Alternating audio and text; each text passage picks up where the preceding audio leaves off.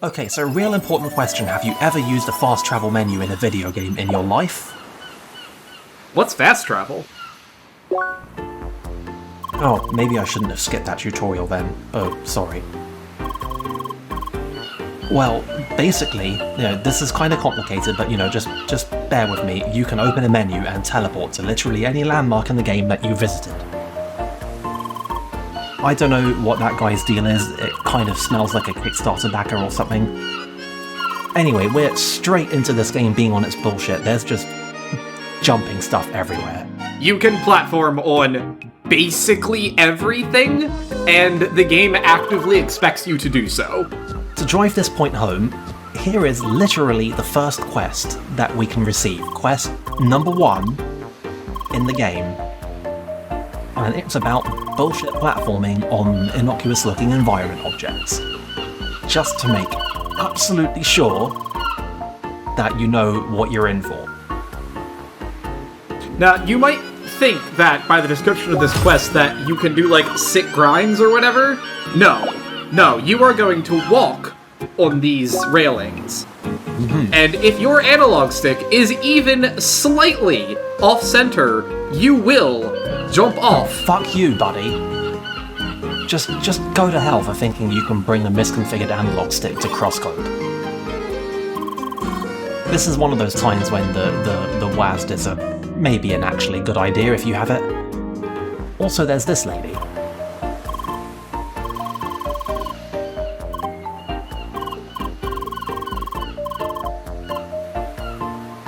Like, what did you expect? Also, I remember that there was another chest over here somewhere, and I thought it'd be a good idea to show what happens if you try and walk diagonally on these rails. Exactly what I mean by the analog stick shenanigans. Clearly visible. I think there's a couple places in the game where they put the just a little bit of invisible video game nudges. So yeah, now you know what you're in for. Also, there's a pub here, and there's like absolutely nothing in it. Not a single person here has an actual conversation, other than the barkeep who tells us to order something when we can't. So anyway, there's a door at the back here, and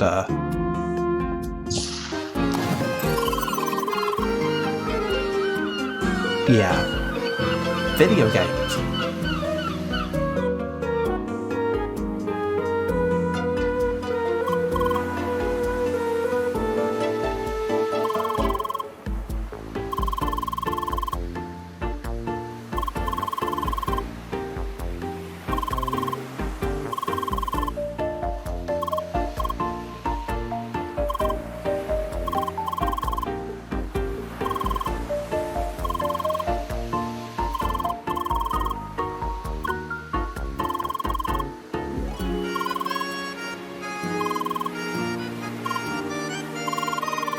So yeah, as you can probably expect, most of the NPCs in this game are actually other players, and the second-order NPCs are the actual NPCs in Crossworlds. It's going to be important to keep that in mind.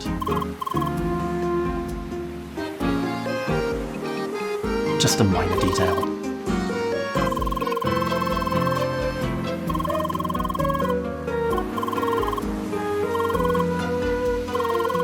I will be showing a little bit of the info building in a later video, but we won't be going in there now. Some of it's actual good info.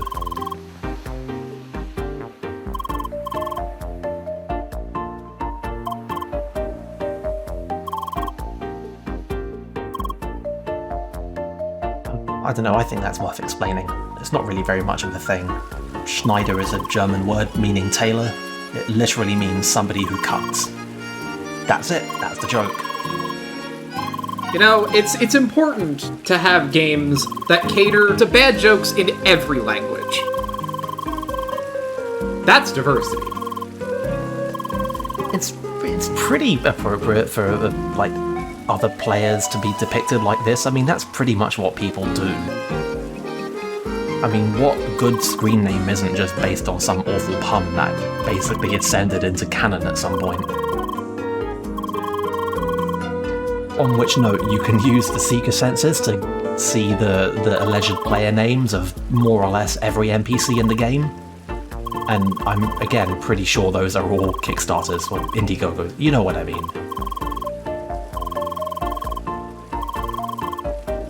It's about what you'd expect.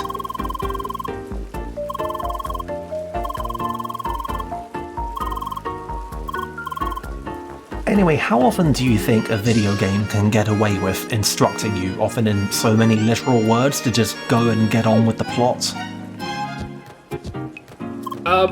If my experience playing JRPGs is anything to go by, not nearly enough. Because the player's not going to listen to them anyway. It's a fair observation. Anyway, these are all traders. They do about what you'd expect. I'll complain at length about a certain aspect of traders later, but for now a lot of these aren't even open, and even if they were, we have literally no trade items. I kind of really like how this game handles trade items, generally. It's one of the many things that we will get to.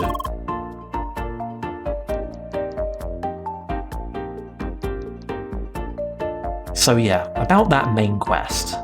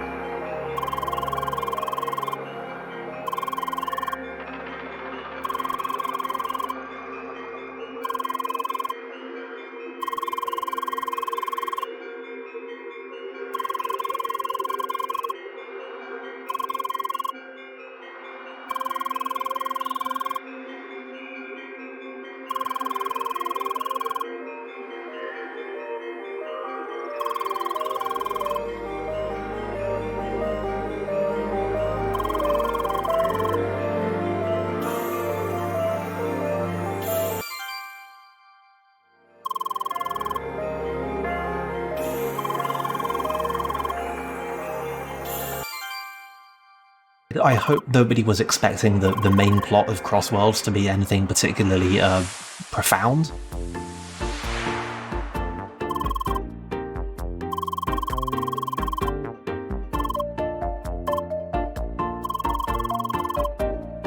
Wow, what a boring video game cutscene, am I right? Am I right? Thanks, Sergey. We've unlocked literally another menu. Not words, though. Words aren't important.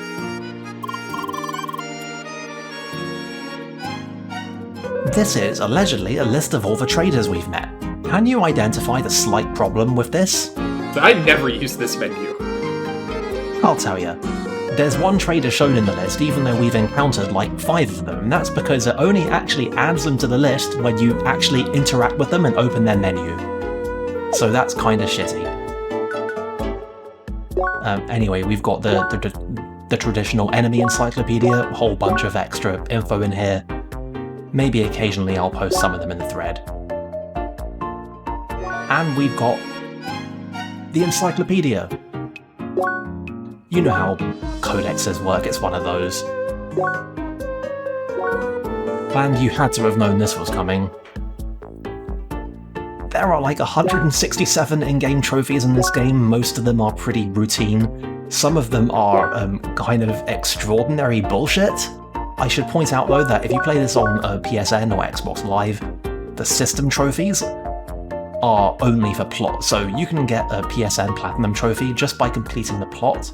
And I know this because the developers of the game told me that they really fucking hate trophies, really. So, men after my own heart, one and all. Are you telling me that you don't think that you should have to grind 500 cow asses in order to get that platinum trophy? That sounds like quitter talk to me. Also, stats. We have enormous amounts of stats. I think more games should have menus like this. Now, do you like lore? I do not think that I am ready for the level of lore that this game is going to drop on us. I don't think it's completely boring, but I don't think it's so interesting that I'm not going to double speed this bit.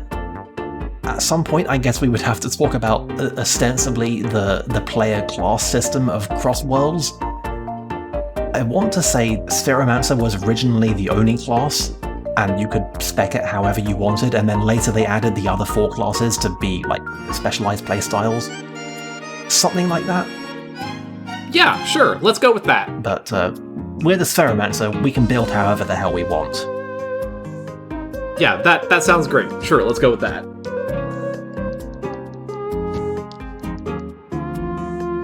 We also have in every town a big list of quests, because, you know, of course we do. This shows us all the quests. Yeah, if the general exploration style wasn't already doing it, this game draws a lot of influence from Xenoblade. Like, there's a lot of Xenoblade DNA in this quest system. I guess a real important detail is that you can't accept the quests from that board. It only tells you that, hey, someone in this town has this quest, you have to go find them. I mean, I know that we're allegedly walking around this place with other players and we can all, like, instant chat with each other, but no, you have to go and find them. And this guy actually gives us a quest to go and introduce ourselves to all the other people who will give us quests. And none of those quests, by the way, are listed on the big bulletin board, so kind of what's the point of the big bulletin board? I mean, it is handy, just as a quick reference for, like, am I missing anything obvious when you get somewhere, but yeah.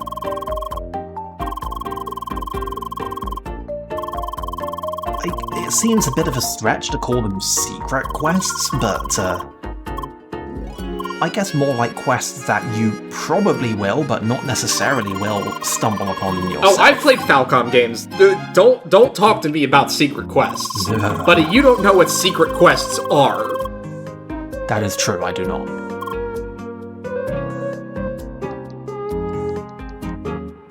Anyway, the 4 great factions of Cross Worlds are the explorers, the capitalists, the farmers, and the police. And this is a fantasy game, so the police are, like, actually good. And funnily enough, so are the capitalists, kind of. Kind of.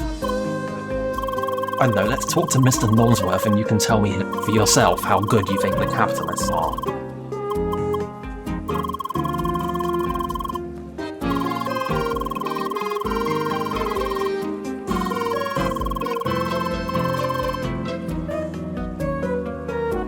So, to summarise, somebody has engaged Mr. Nonsworth to go and get them some food, and Mr. Nonsworth has engaged us to go and, you know, explore around, find some stuff, trade the stuff for food, and then deliver the food back to him. So, you tell me.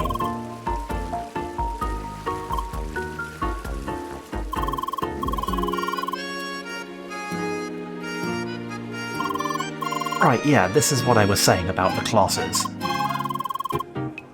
Spheromancers, they're balanced. They can do everything, but they've kind of fallen out of favour these days. Anyway, this was on the board. He wants us to go and get ice from not even the first area that we're going to go to. It's going to be ages before we can turn this in. I think this is the game just telling us that, hey, sometimes you'll get quests for real later on.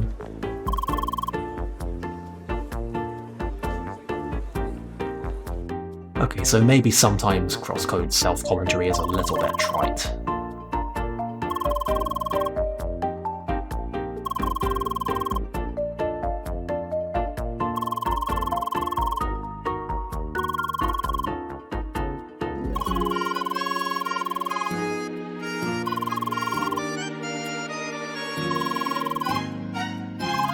Don't be too worried about that. Hedgehogs are fine. I always appreciate when enemy design is done by taking the literal name and changing, like, one letter. It's great. It's a time-honored tradition. Anyway, yeah, we can't party with Lucas, but we can party with Emily.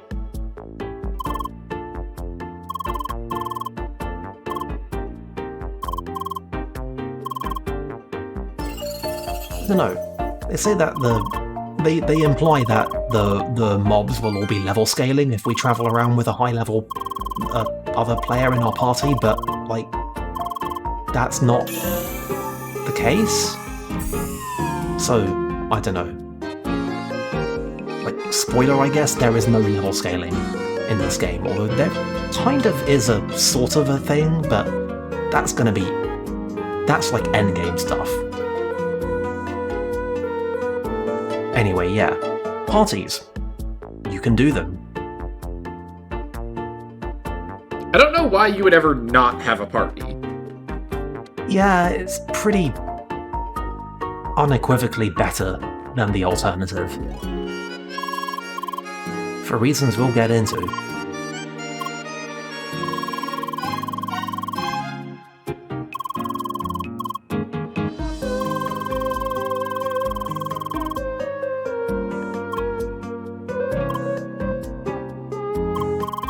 I love stereotypes. Do you like stereotypes, Fiddle?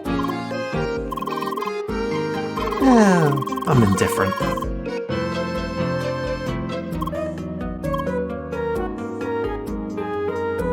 Anyway, here's the police.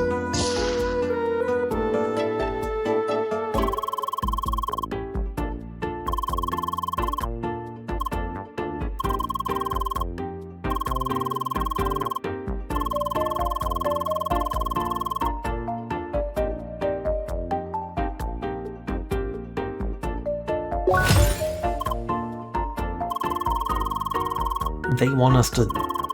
I don't even know how you categorize this. But yeah, this is a quest that plays out entirely in town, but we're not going to do it yet because how I've got this structured is we're going to get everything set up, and then we're going to go on a big hour-long walk around Autumn's Rise murdering things because frankly that's just what we're going to deserve at that point. And then we'll tidy up the side quests in town. If there's an equipment shop, we can't afford anything here, but we're not going to really care about this. The stuff the shops like outright sell you for money is all in the, like, it has decent numbers, but it's not very interesting. And you'll get much more interesting and frankly better equipment just by trading and doing quests. Meanwhile, steak. I mean, I could go for a steak, actually. It sounds pretty good. Leah's got her priorities in order. I don't know why so much of this is censored. Like, we're not even allowed to know how much EXP we'll get, and it says, you know, get light wood and sharp wood, and yet in the checklist they're censored. I don't know what. What? Ah, but you see, we're going to casually mention a mechanic that isn't actually relevant because we haven't done any real combat yet. Oh yeah, we're just gonna have to remember her strange warning for ourselves.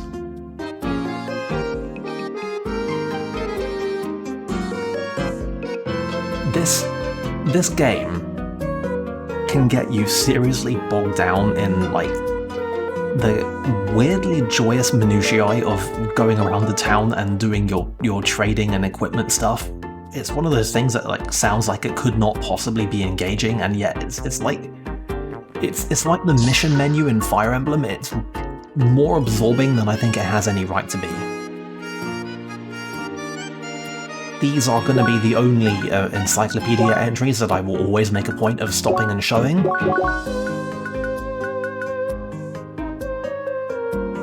And we can ponder on exactly what the hell they are.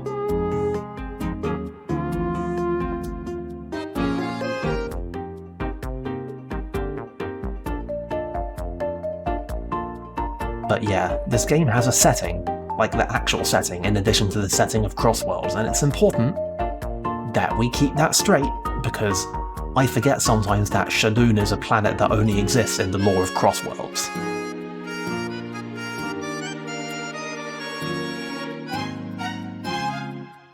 I'm gonna go ahead and say that this probably isn't referring to an actual thing that ever existed in like the really early builds of this game even, it's that meta lore again. I'm a fan, honestly. I mean, it's cute. Yeah. That's all I can really say to that one.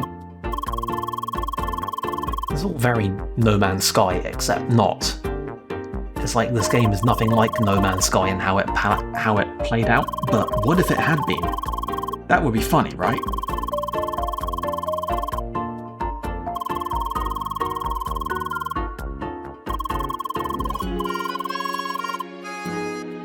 So yeah, all of the major factions in every town will give us a quest.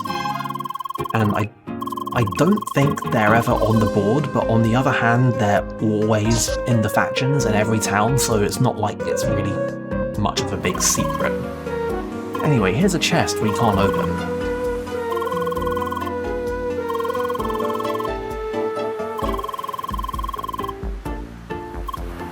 And okay, now it's time to complain after I forget what buttons are. Right, that's the correct trigger this time, okay? So, the map in this game is not very good because it doesn't give you any sense of the actual layout of the area you're in, and it doesn't ever show you where you are in a room. So you kind of have to guess if you want to put pins representing stuff, and also, like, you shouldn't have to manage this stuff yourself. You should be able to just interact with the chest and it goes on your map, and then you open the chest and it's unmarked, like... But no. It's just real irritating, and I dislike it a lot. Video games.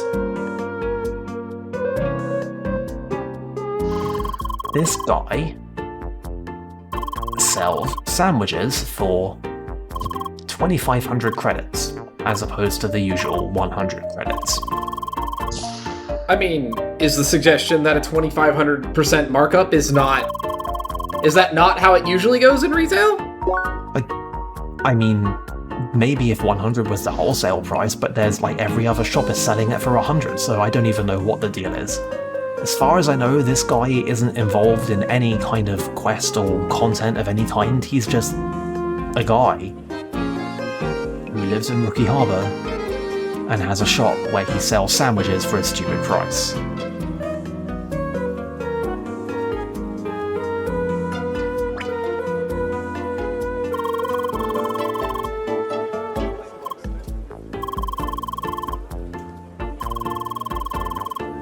And this is that Crossworlds lore again, in which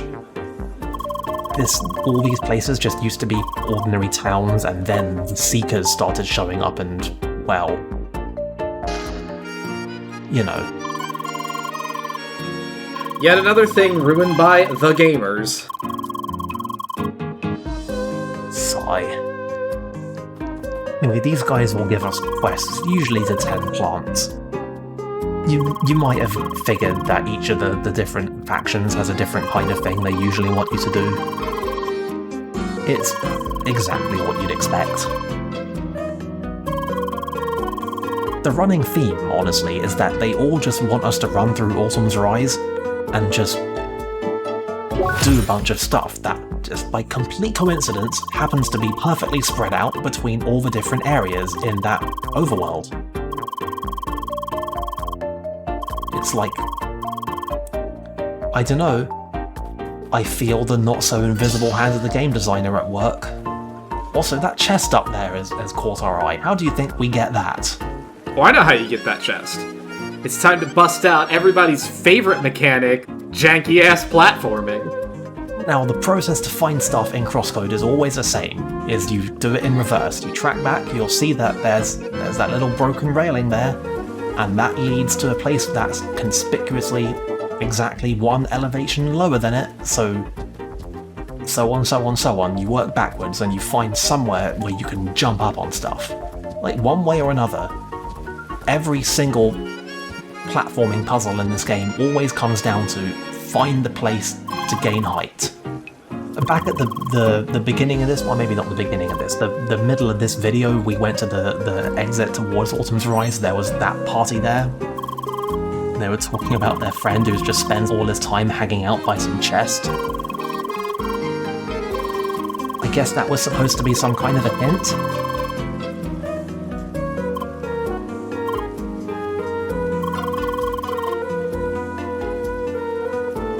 Anyway, talking to all the factions was a quest. We got a slightly less boring sword for doing all that. You know, swords. Like- that thing that our class, which throws balls at things, uses. Yeah, but the sword gives us stats, and the stats give us better balls, so, you know, what are you gonna do? Like I said, the weapons in this game are really just they're just there for numbers.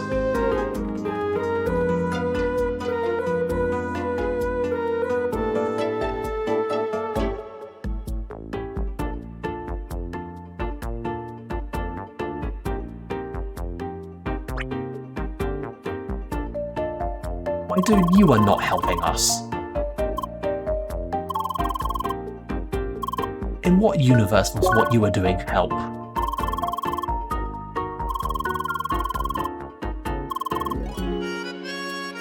Anyway, would you like to kill some things?